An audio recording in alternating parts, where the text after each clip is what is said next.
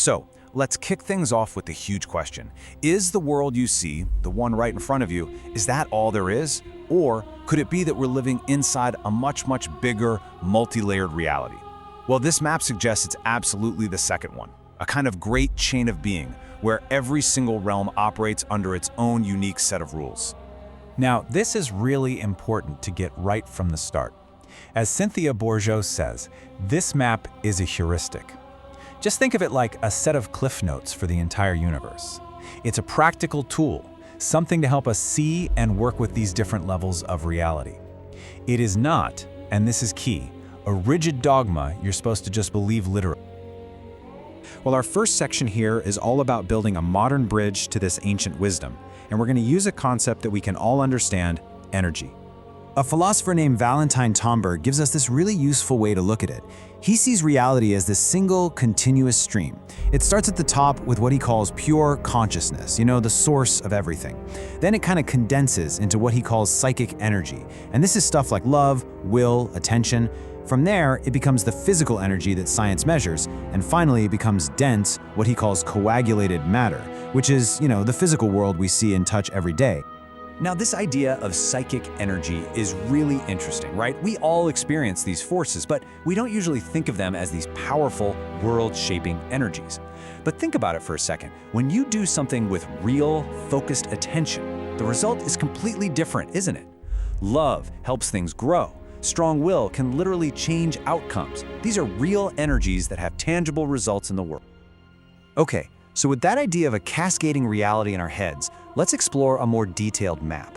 This one imagines a journey through these numbered worlds, where each number represents a different density, a whole different set of rules.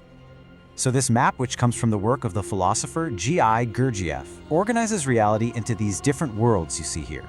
We start at the top, World 1, the absolute, and as we move down, the number doubles each time. The key thing to get is that as the number gets bigger, the world gets denser. And not physically denser, but denser in the number of laws that govern it. So the further down you go, the more conditioned, the more mechanical everything becomes.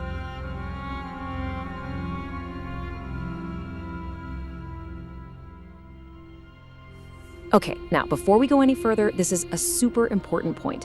When we say world, we're not talking about a planet you can just fly off to. A world in this system is really just a set of conditions, a set of laws. And here's the key.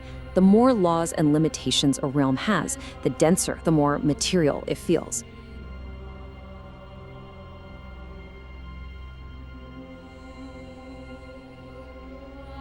World 1 is the Godhead. We're talking pure, inaccessible light, a consciousness so complete, so undifferentiated, that it's just utterly unknowable to us. It's the ultimate source before any form even exists. And what's wild is that this ancient idea has a pretty interesting modern parallel. Some cosmologists talk about a state of eternal inflation, a permanent creative state from which universes, like our own Big Bang, are constantly popping into existence.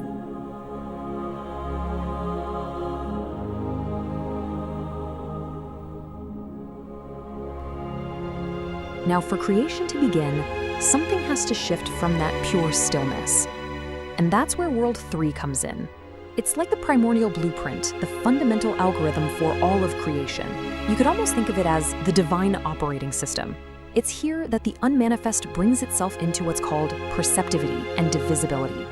And this is the very first moment you can really speak of consciousness, which means with knowing. Because for the first time, there is a with.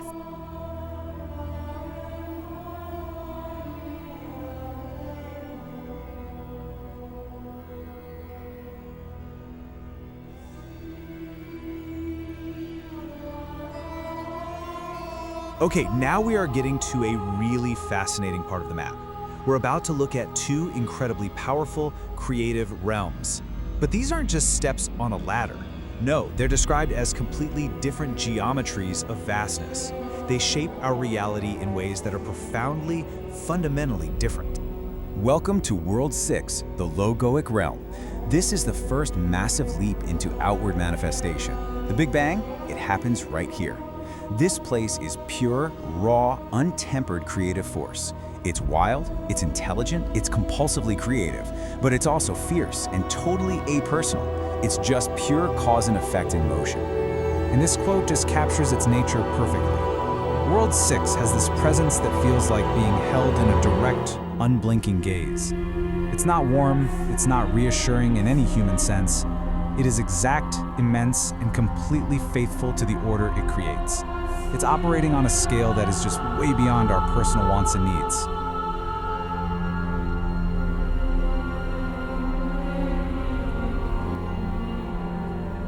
Now, let's shift to World 12, the Christic realm. And wow, what a shift it is. If World 6 is that pure, untempered fire, World 12 is like the lens that diffuses that intensity.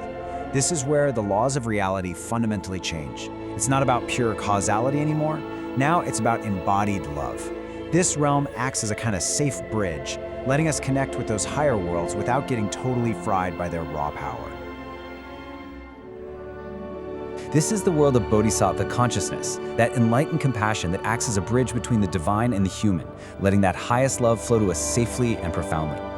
We can get a taste of this realm through devotion, when our hearts are so moved by love or beauty that it brings us to tears. And this is just such a beautiful way to put it. It's a love that has immense power, yeah, but it's a power that's expressed with so much tenderness that it can touch the most delicate thing in all of creation without destroying it. It's a love that kind of shelters us from the raw, untempered face of the divine. And that right there is the key. The vastness of World 12 is always measured against us. It's huge, it's overwhelming from our point of view for sure, but it stays relational. It's a vastness that still recognizes you, that holds you, that speaks the language of your humanity. So on one side, we have World 12. This is the Christic realm. It's relational, it's gentle, it's all about embodied love. A good way to think of it is the sun.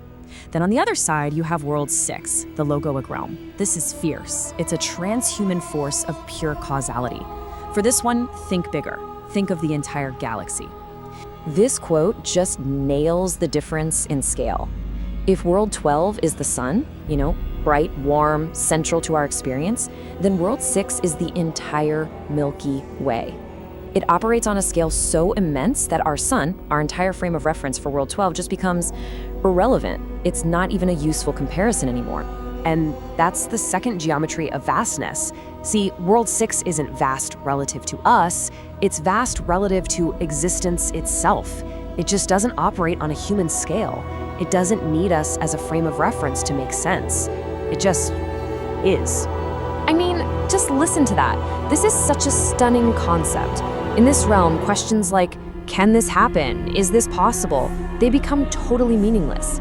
The field of pure potential is so powerful that our human ideas of what's possible and impossible just dissolve.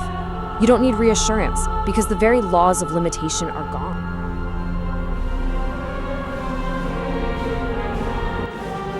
Okay, so as this cascade continues, we're bringing this huge cosmic map down from these heavenly realms right into the worlds of our everyday human consciousness and experience. World 24 is known as the imaginal realm. Some traditions call it the kingdom of heaven. It's the world of presence, where an awakened individual can stand right at that junction point between the visible and the invisible. From here, they can infuse our denser reality with life-giving energy from the worlds above. And, this is where we start to realize that our own consciousness actually has a part to play in the ongoing act of creation. So, where do we fit into all this? I mean, where are we living? Well, this next section grounds this entire map in our present-day experience. And trust me, this is where things get really recognizable. Okay, so World 48. This is our world at its absolute best. It's the world of culture, of reasoned debate, of thoughtful journalism. It's the great universities, the arts, the sciences. It's the natural home of democracy and the principles of the Enlightenment. It's where we use our minds to build bridges and try to understand each other. But, and this is a huge but, here's the twist. Within this whole framework, for all its glory, our world is considered to be fundamentally asleep. The source material calls it Prospero's castle, something totally enchanting and seductive, but in the end, just a mirage, an illusion. But what we're really focusing on today is the connection between our world and the one right next door, World 24. So, if our world is asleep, what separates it from the next level up? Well, the source material talks about a very clear boundary, like a shock line, a great divide between our World 48 and the next one, World 24. Yeah, and this is the key. Crossing that line isn't just like, hopping on a plane to a different country. It's a total fundamental shift in the very fabric of reality. You're literally leaving one set of physical and metaphysical laws behind and stepping into a world that plays by a completely different rulebook. So, what exactly are these different laws? Just how deep does this rabbit hole go? Let's put them side by side and really dig in. Okay, this table right here, this is basically the Rosetta Stone for understanding these two worlds. It shows the 10 main differences, and they are huge. You can see we go from linear time to something called radial time, from a separate self to a holographic one, from a world of decay to one of pure energy. It's a lot to take in, so let's break down 3 of the most important ones. First up, time. In our world, World 48, it's pretty simple, right? It's a straight line. Past is behind us, future is ahead. One thing happens after another. But in World 24, time is radial. Now, what does that mean? Imagine a wheel. The center hub is the present moment, and every single point on the wheel, past, present, future, is all there at the same time, connected to that center. It's not a sequence, it's a simultaneous, unified now. Okay, next up is the very logic of how we see the world. Our World 48 is built on either or. Things are good or bad, right or wrong, on or off. It's a world defined by separation. But in World 24, that all melts away into what's called non-duality. Suddenly, opposites aren't fighting each other anymore. They're just two sides of the same coin, You can't have light without dark. They're both part of one bigger, unified whole. And this might be the biggest difference of all. Our world, our entire physical universe, runs on entropy. That's the scientific law that says everything falls apart. Things break down, decay, move from order to chaos. The universe is slowly winding down. But World 24, it's the complete opposite. It's counter-entropic. It's driven by a force that builds things up, that organizes, that creates. So while one world is fundamentally moving toward death, the other is constantly, endlessly moving toward more life. It's a game changer. But, and this is a big but, there is a very slippery slope down to World 96. And this comparison just lays it out so starkly. You see World 48 building bridges, and World 96, well, the bridge is collapsing. In World 96, real thinking gets replaced by slogans and sound bites. Thoughtful debate turns into polarized turf wars. And ideas, they become weapons. And here's the crucial point. So many of us feel like we are living through this exact devolution. We've literally watched our culture slide from one of thoughtful engagement to one that's dominated by autopilot reactions, by polarization, and just constant distraction. A world that maybe can't even sustain the promise of democracy anymore. And at the very bottom of the scale, you have World 192. This is described as a realm of collective psychosis. It's where things become so dense, so nonsensical, that society itself can just break down. Civility is completely lost, and things can spiral into mutual destruction for what seems like no reason at all.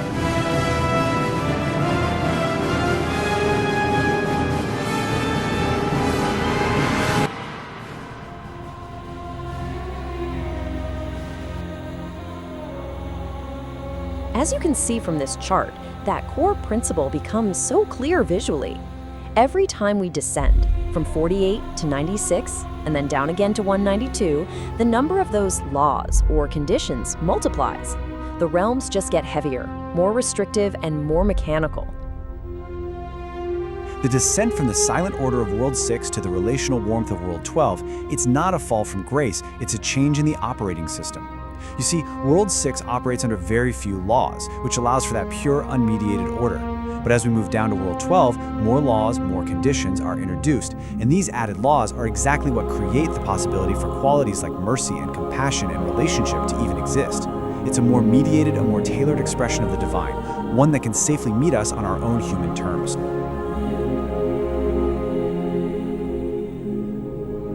Okay, so this isn't just some abstract cosmic thought experiment, right? This whole distinction between an asleep world and an awake one has massive implications for us, for what it actually means to be a human being.